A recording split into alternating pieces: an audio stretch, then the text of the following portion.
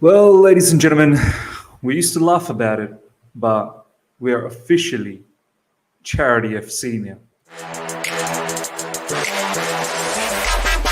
All right. Here we go, back again on the other side of the coin. Welcome back to the other side of the coin, ladies and gentlemen. I woke up this morning. It's 8:32 when I'm recording this. 8:32 a.m., which is about 9:32 p.m. UK time. I woke up thinking, "Yep, I'm just going to wake up, do the Chelsea versus Liverpool Carabao Cup final preview, and yeah, we just move on with the day." But no, Chelsea's come up with an absolute bombshell of a news. Some may think this doesn't affect Chelsea at the time being, but if you're just sitting there thinking that no, this doesn't affect, at the current time being, you're right. Maybe at the current time being, it doesn't affect, but over the long run, I think it has a bigger implication, and this is something that we need to talk about. Obviously, Chelsea's come up with an official statement about Roman Abramovich and the ownership and whatnot, and what's going to happen, which we're going to go through. And then after that, we'll get into the Carabao Cup final preview. Obviously, all of this matters about the Cup final, how the players are feeling, how the coach is feeling, Thomas Tuchel. Obviously, Thomas Tuchel has some things to say as well about this particular situation, and the entire staff and the club as well. So let's get into it straight away, ladies and gentlemen. This is the official Chelsea Twitter page, which has tweeted a couple of hours ago a statement from club owner Roman Abramovich, and it goes something like this. Let me just make that. There we go. The following statement has been published. Club statement. During my nearly 20-year ownership of Chelsea FC, I've always viewed my role as a custodian of the club, whose job it is ensuring that we are as successful as we can be today, as well as build for the future, while also playing a positive role in our communities. I have also always taken decision with the club's best interest at heart. I remain committed to these values. That is why I am today giving trustee of Chelsea's charitable foundation the stewardship and care of Chelsea FC. I believe that currently they are the best positioned to look after the interest of the club, players, staff, and the fans. Ladies and gentlemen, as you know, there's been a lot of heat towards Roman Abramovich in recent times off the back of Russia-Ukraine war. And basically what Roman is doing here is taking the spotlight away from Chelsea, away from himself, I suppose, the reputational damage that it's causing by having Roman's name there. And basically what this statement is saying that, look, ultimately Roman is still the owner, but the day-to-day operations in terms of how the club is run and the management is going to be handled by Chelsea's charitable foundation and stewardship and the care of Chelsea FC. So they're the ones who are going to be running it. Obviously, there's a group of members. At the end of the day, Marina and Peter Cech are going to be doing the management side of things. In the current situation, this doesn't impact anything. It just basically, as I said, takes that heat away from everyone going after Roman Abramovich, because at the end of the day, people can turn around and say, well, Chelsea's not run by Roman. Roman is simply the owner. Ultimately, every decision is made by Chelsea's charitable foundation. But in the long run, ladies and gentlemen, I mean, you'd be a fool to say that this isn't going one way, which I feel down the track, whether it happens today, tomorrow, day after, 2 years' time, 3 years' time, eventually enough, I think Roman will have to let go of Chelsea Football Club. He's already sanctioned to not to be able to arrive or come to UK, and that's been running for a couple of years. And you never know what the UK government are able to do down the track in terms of more further sanctions, whether they're going to be allowing Roman to inject money into the football club. And once that happens, once you put a sanction on that, well, Roman really then is forced to sell this particular situation. And at the end of the day as well, look, there's a lot of shadiness. There's a lot of articles out there. I want you guys to go out and research. I'm not saying that, they're 100% true or whatnot, but there's a lot of stuff against Roman. And eventually enough, you'd think there's just too much grayness in this area, and he may be forced down the track to sell Chelsea Football Club. And if that happens, hopefully, we get the right owner. This is what PYS tweeted off the back of all of this, and obviously this was coming from all the journalists and whatnot, and he's basically paraphrasing. Roman Abramovich looks to be stepping back from things at Chelsea. He's handing the stewardship, which means supervision or care, to the Chelsea Foundation trustee, which includes Bruce Buck and women's manager Emma Hayes.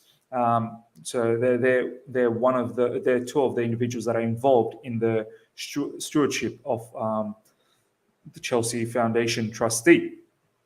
Provided Abramovich isn't sanctioned, he can still invest money into Chelsea. Abramovich's move is likely to tempt potential takeover bids, but Chelsea's stance is that they are not for sale. So this is what Chelsea's saying. They're not for sale. But as you've just seen there, Abramovich's move is likely to tempt potential takeover because other potential owners, they will be looking at this and thinking, well, this is probably a step towards eventually one day selling. So there'll be hungry sharks out there looking for an opportunity to buy Chelsea. I just hope that if that does come to fruition one day, we get some sort of a Middle Eastern owners. They're the ones who truly care, I suppose, looking after a football club. If it's a US owner, I think we may be in the mud. Chelsea insists that Roman Abramovich made the move to protect Chelsea in the time where the club was in danger of suffering reputational and strategic damage. It's from Matt Law. So the whole reason why Roman has done this, once again, I quote, he is still the owner of Chelsea Football Club. But in terms of management, he's given it away to the Chelsea Foundation, charitable foundation. And the reason being is suffering reputational and strategic damage. Abramovich wants the players, staff, and management to continue to operate without the constant issue of Ukraine overshadowing their efforts. Telegraph Sport now of at least one party to be weighing up takeover.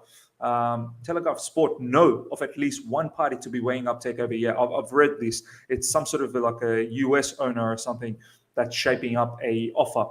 But this is the big thing, because at the end of the day, Thomas Tuchel is the one who's going to have to face the music. Every press conference he's going to go, he's going to be asked, what do you think about the whole Russia-Ukraine situation? And he's already said, it does not, war is not the answer. He does not like what's going on. And he also, in somewhat said, he understands what's going on and the whole speculation around Roman and whatnot. He's been forced to be in a very tough situation and comment about these things. You can imagine how the players are feeling as well when they're stepping outside the field.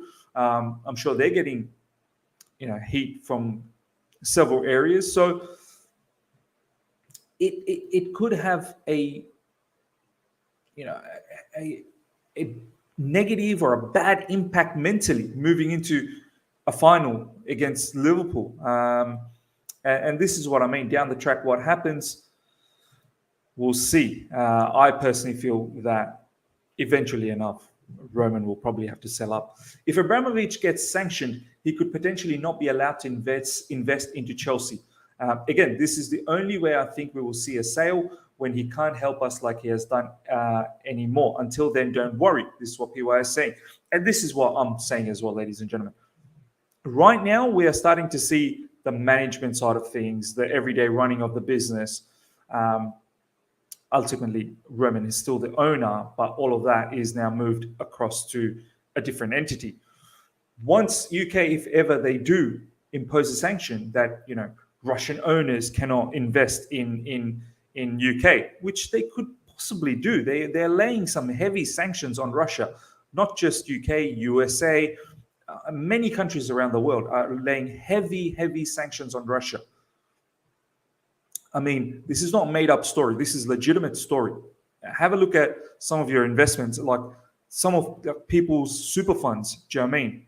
Retirement funds, they're getting slashed at the moment because of heavy sanctions that are being imposed on Russia, because Russia has assets all over the world.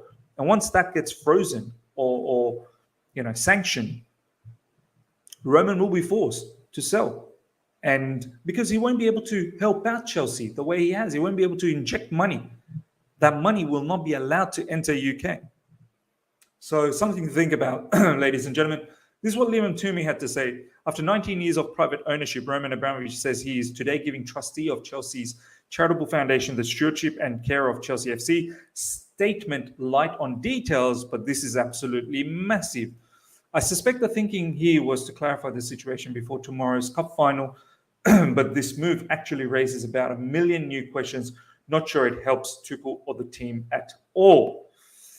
I tend to think as well that once again, our players are the ones, and coaching staff and the backroom staff, they're in the firing line. They're the ones who are going to hear a lot about this, and they're the ones who are going to be questioned and asked a whole heap of, tough questions about this situation. They'll be in the heat, and I don't think it's right that they're the ones who are having to answer all this. And mentally, how they're moving to the final, I don't know. But ladies and gentlemen, let's talk a little bit of the final before we move into the predicted lineup. That's about the whole ownership situation. Let's now talk about the final itself, ladies and gentlemen. Look, I so badly want to beat Liverpool, ladies and gentlemen. I so badly want to beat Liverpool. I hope Thomas Tuchel, the team, all the backroom staff are in a good state of mind, and they can just put this situation about the whole Roman and whatnot ownership on the side for the time being and move into the final clear-minded. I really need to beat Liverpool, ladies and gentlemen. I hate the arrogance in that fan base. I know some will say we're arrogant as well, but they're a bit cocky. They're really a bit cocky lately. I get it. They're in fine form. They're the only team that's challenging Man City in the title chase, and that have been for the past few years. And we need to get into the mix of things. And I feel like in recent times, we've not let them get away from us. In terms of when we play each other, in terms of longevity in the Premier League, that's a different story. Liverpool and City are far beyond us at the moment. But when we've played them in recent times, we've done okay. We've not let them get away from us. In the last 3 matches, I believe it's been 2 draws and a 1 win for us. So look, I'm confident we're going to get the win, and I feel like we are shaping up for the win. This is going to be my lineup, ladies and gentlemen.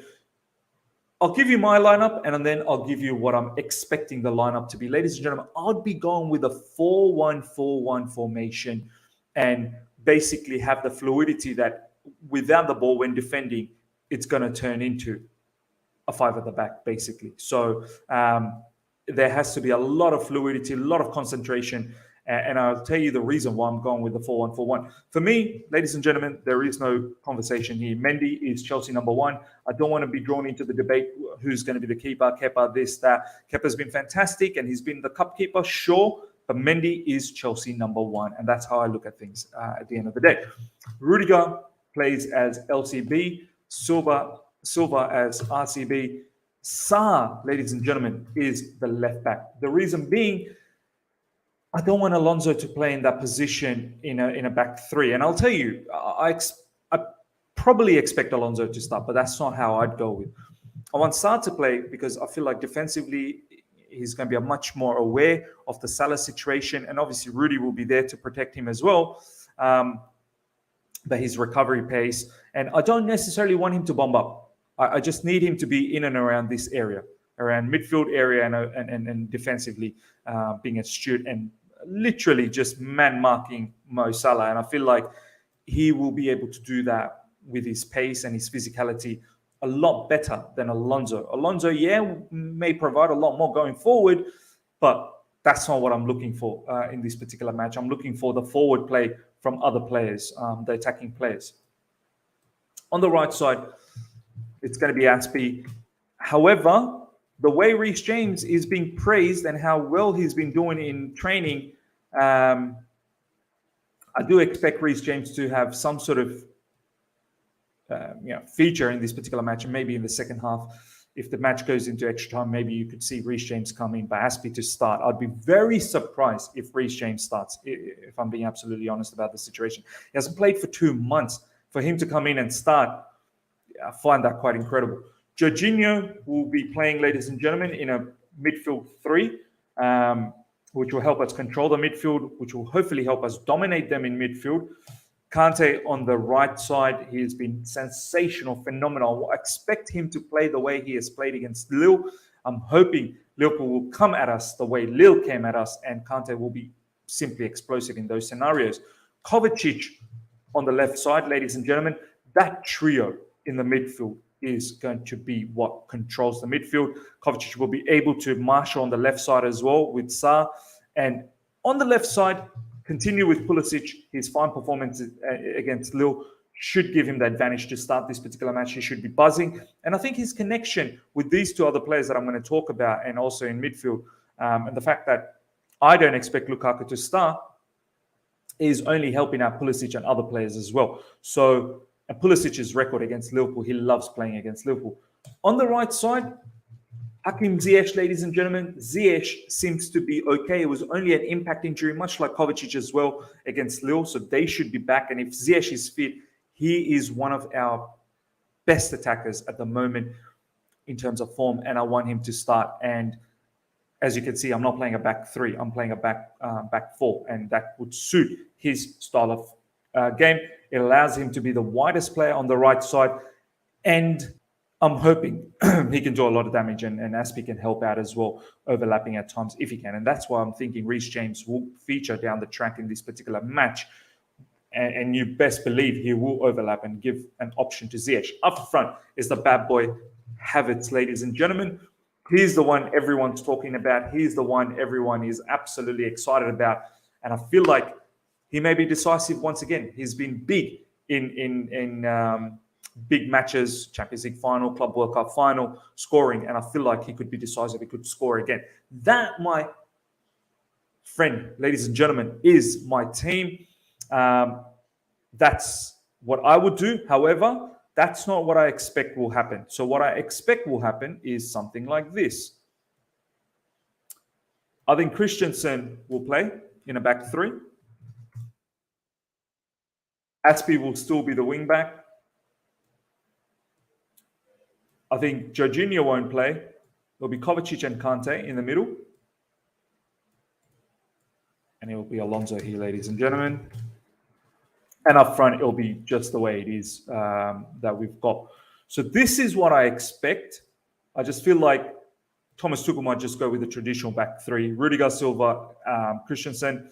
And in all honesty, that back three, Rudiger, Silva, and Christensen, they've just been phenomenal. So I've got no issues with that, to be honest. But I don't want to play with Alonso. I feel like he's going to get smoked by Salah. There's a lot of talk about that Thiago Alcantara will play as well. If he plays, you best believe Liverpool will try and control the midfield as well. And they're going to try and ping passes behind Alonso to find Mo Salah. And then don't forget the whole Trent Alexander-Arnold situation as well. They could really double up on that area. Yes, we can definitely, search for Trent Alexander-Arnold behind him as well, the space. And Pulisic in recent times has done well and has been a bit of a nightmare for Trent Alexander-Arnold. So there's give and take on that scenario. So this is the team that I'm expecting, ladies and gentlemen, from Thomas Tuchel. Let me know what your thoughts are on the teams that we've selected. Also, do catch, before we go into the score prediction, this is the other video, Thomas Tuchel. Let me just bring that up. This is the other video, ladies and gentlemen. Make sure you do check that out. It's called Thomas Tuchel Crazy Enough to Start Reece James, reacting to Tuchel's Liverpool press conference.